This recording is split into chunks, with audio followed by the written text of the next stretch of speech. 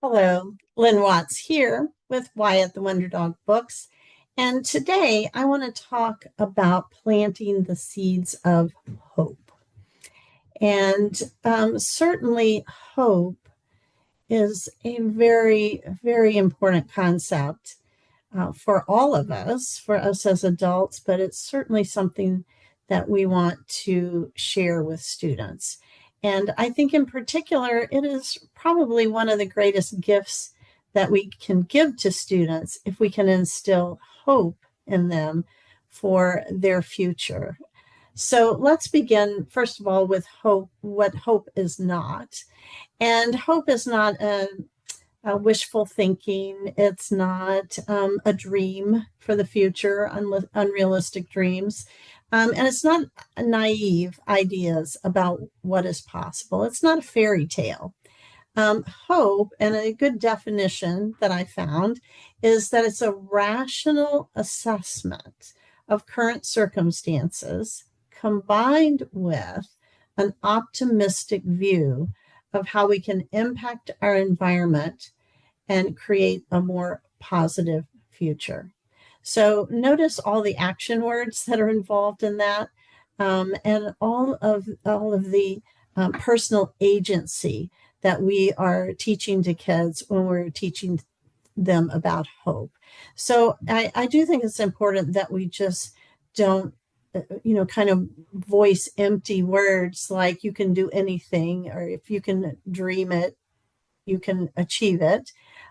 Those are not bad ideas or bad sayings, but at the same time, they don't really have the substance that a student needs to actually step into the power of hope. So let's talk a little bit about the benefits of being hopeful. And I think these are probably pretty obvious, but it's good to recognize them. One of them is that hope gives value to our work, to our effort. It gives us a direction and helps all of the hard things that we do make sense if we have hope that it is impacting our future and our goals. It also sustains perseverance. So when we have a goal and we are hopeful that it is reasonable that we can achieve it, we're in all probability going to run into challenges. And hope helps us hang in there. It helps us recognize that we can do hard things, even in the face of challenges. So hope fuels motivation. And, I think this is a concept that's really very important because we're often concerned about motivation, but we probably need to look kind of outside of just how can I get kids to do the work. We also have to recognize that children, students have to be hopeful about where that work is taking them and have a dream or an image for that. So it encourages students to set goals, and then it encourages them to pursue them when they're hopeful. It also obviously supports resilience, and we're obviously very concerned about resilience and students being able to navigate all the disappointments, the challenges, the setbacks that can occur, especially if they are in an environment where it's hard to have hope, or it's hard to imagine a future that's substantially different from their current environment. So hope can support that kind of resilience and give them the tools that they need to keep moving forward. So let's talk about steps that we need to follow to encourage hope, because it's not just a matter of saying some words. It's a matter of actually helping kids know what action they need to take.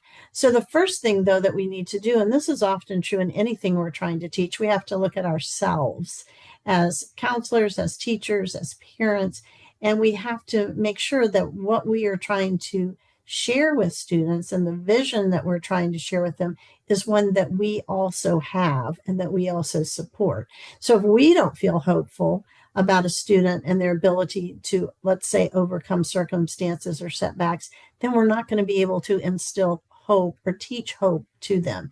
So the first thing to do is to look at ourselves and our own sense about hope for the students, and make sure that we recognize the strengths and the abilities and the possibilities that are there for the student. The second thing is that we need to set high expectations. Many times, if we don't have hope for a student, we don't set high expectations. We just think, well, doing the best they can, or they're not going to get far anyway. Or when we don't set high expectations, that translates to a student that there is no hope. So we need to set high expectations, but at the same time, we need to give them the kind of support and the kind of tools that they need to achieve that goal or that future vision. We need to encourage responsibility on their part. So this means that we teach that they have agency, that they have control, that they have an ability to make things happen through the actions that they take. And we also need to teach a kind of problem solving and learning where they develop tools for continued learning, not just learn a whole bunch of facts or a bunch of information, but rather learn actual problem solving skills. How do you figure out what to do in difficult situations? How do you learn more? How do you engage more? How do you develop relationships? All of these kinds of things that are skills that students need to have in order to accept and meet challenges that they're going to have. So we want to make sure that we're providing them with those kinds of tools. Then we want to help students actually have a vision for their future.